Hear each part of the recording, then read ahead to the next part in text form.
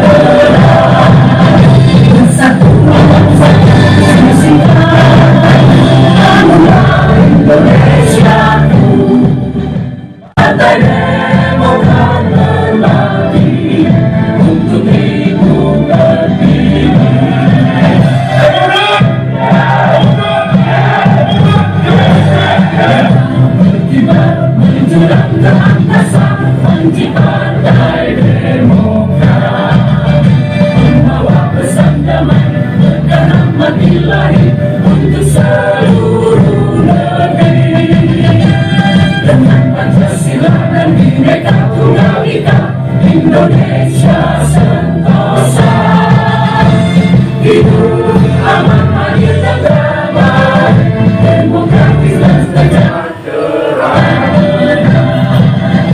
Bersatulah bangsa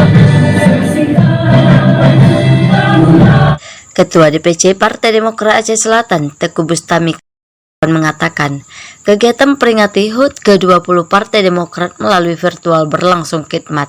Kegiatan hari ini diikuti seluruh pengurus Partai Demokrat, baik DPC, PAC, dan kader Partai Demokrat se-Aceh Selatan, ujarnya.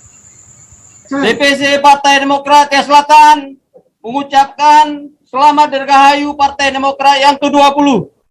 Semoga betapa jaya, kokoh kuat bersama rakyat. Demokrat! Siap! Siap! Siap!